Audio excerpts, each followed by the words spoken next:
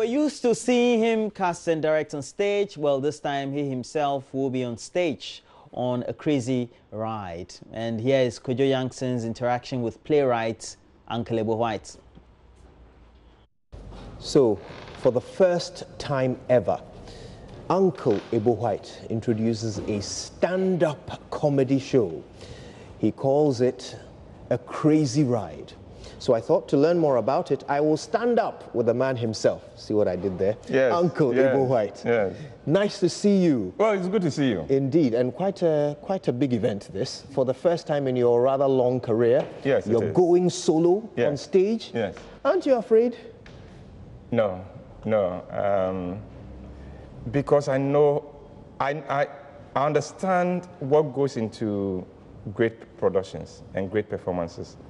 We have the template. So it's a question of applying that template in this particular case. It's a proven, a tried and tested process, and that is, I'm going through the same process. The same process I take people through, I'm going through the same. If you had come earlier, you'd have pitied me as I was drilled with the music and all that, yes. Oh, there's music and everything I'm singing. to it. Hey. Yeah. Wow, we're getting our money's worth. Yes, more than that, I believe. Wow. More than that. Now, of course, your process always begins with writing. Good writing is the foundation of everything you do. So tell me about the writing that goes into a comedy show. How different is that from writing for a broader drama? In drama, you have a lot of room. You know, with a comedy, like a stand-up comedy, the story, the routine must engage us before you go into another one. Otherwise, so it's like episodic. You know, even though in the end you've told a story, but if you, let's say you're talking about an experience in school, that experience in school must be funny for me, for you to be able to move on to talk about the experience out of school. If you lose me in that school thing, you would lose me in the other one, irrespective of what it is carrying. Plus, with this one, in a normal play with a cast, if one cast is not quite hitting it with you, others may carry the slack. Over here, it's me. If they don't like you, they don't like the show. You know, I can watch a show, a play, and say that I didn't like the guy who played the father. Oh, but as for the daughter, she was good. Do you understand me? In this case, you are the father, the daughter, and the mother. Indeed. And you'll be alone on stage for a duration of what, 2 hours? 2 hours, yes. It's going to be a 2-hour show. Wow. And already we're struggling to make it a 2-hour thing because we are bothering around 3 hours. Oh gosh, you've got that much material. We've got that. We started with the 4 hours of material, and we've shaved 1 hour off. Amazing. Now we'll need to shave another hour off. Will there be little variations from one show to the next? Because I believe you have 8 shows, is that right? Yes. Yes.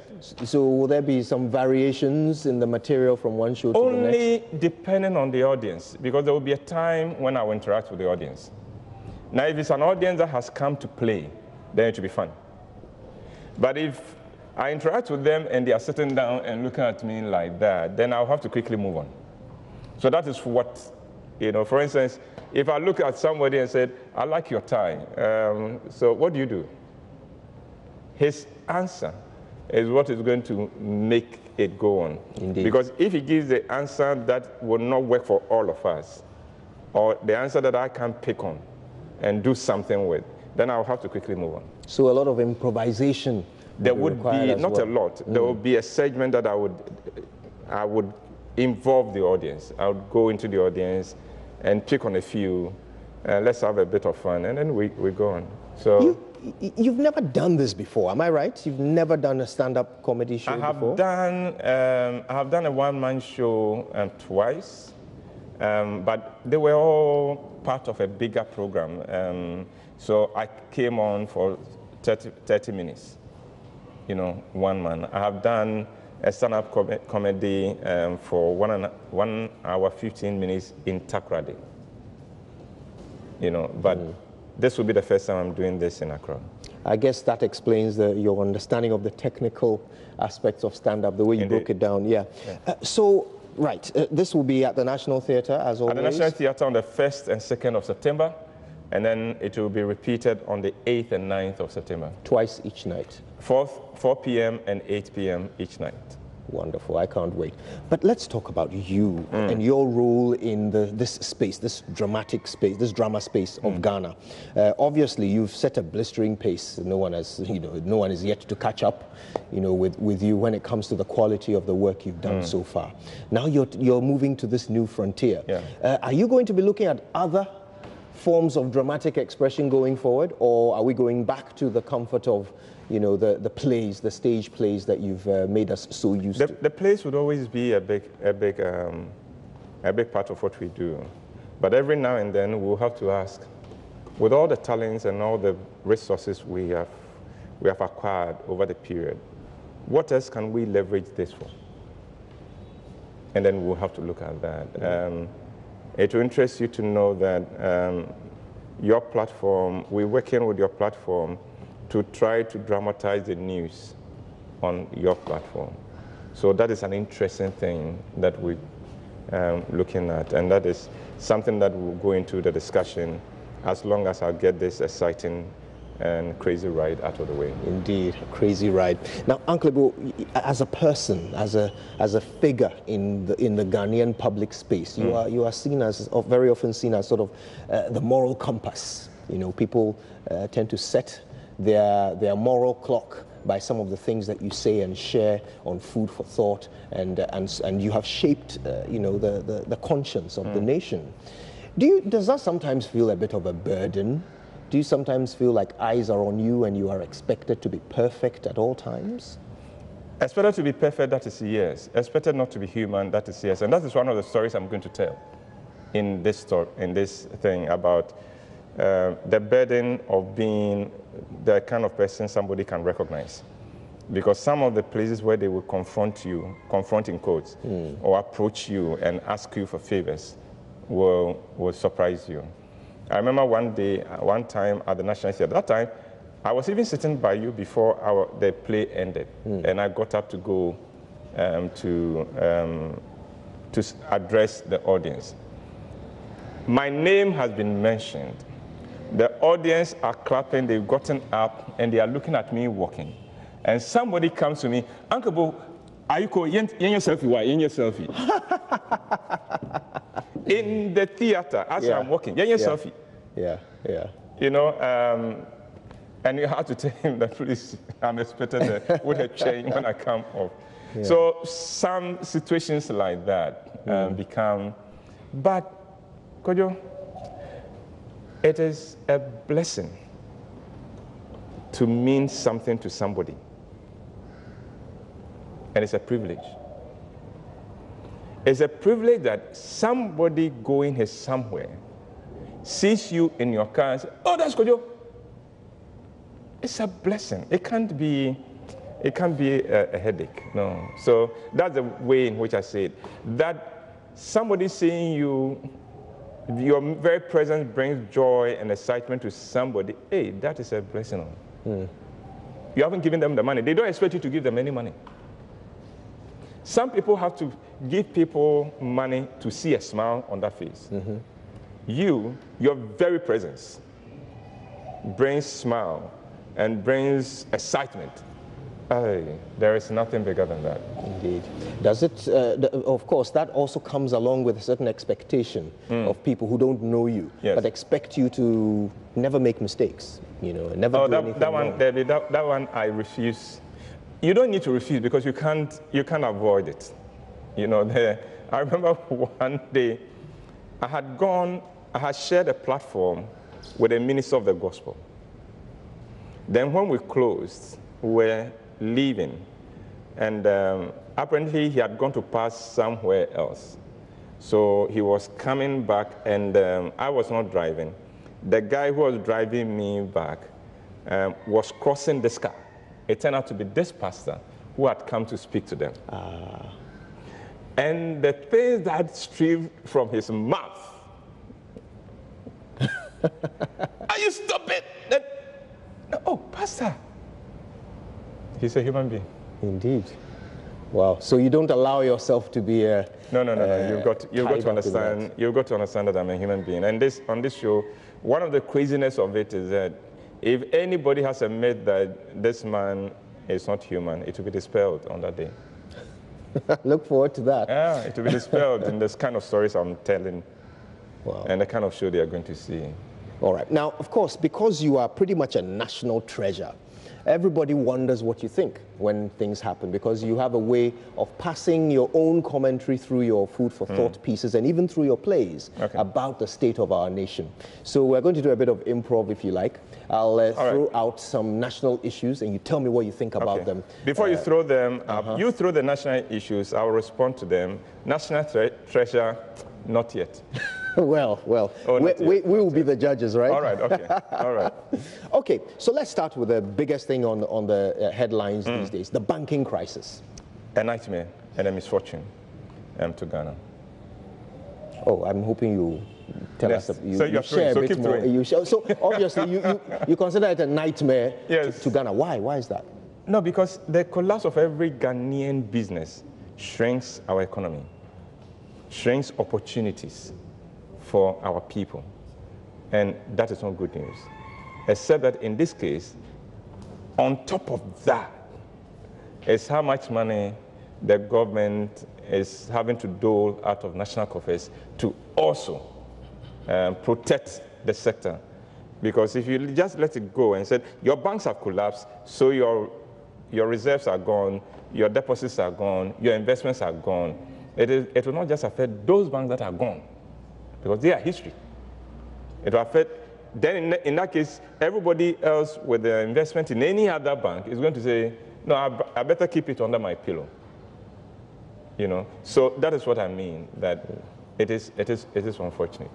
Obviously, there's enough blame to go around. Everybody seems to be able to identify some wrongdoing in one quarter or the other. Yes. But how have you been struck by the commentary around one particular individual who has been involved in this, Pastor Otabil, who was the chairman of one of the banks that was collapsed last year? I have said on another interview that there are people in Ghana about whom I do not comment publicly for several reasons. One, because of who they are in terms of the impact they have made and the contribution they have made to society. Two, in view of what they have done with their lives. I think Ghanaians will have to get to the point where we must understand that certain people you can't talk to and can't talk about anyhow you like. Even if they have annoyed you, you still cannot speak about them. Now the good thing about Ghana is that there's a certain process going on. Ioko is investigating. I would wish that we would all wait when the reports come. That all wait, both those who are saying I stand with and those I stand against, you know, wait, let the reports come. Then we would all learn lessons. Because today it may be him, tomorrow it may be me. So what lessons can I pick from his experience that would ensure that, given the opportunity, I don't repeat the same mistakes. Ghana doesn't go down the same lane. I think that would be more useful than to see which of us will be able to confront him in the most bitter way. But rather than there being certain people whom you would not comment about in public. In public, yes. Why not comment about everyone equally, no matter who they are? No, people are not the same. No, people are not the same. Our contribution to society are not the same. Look, in a football team, we say that football is played by 11 men, but sometimes one player is different. One player. So you can't then say that they are all 11 players, they are all the same. They are not.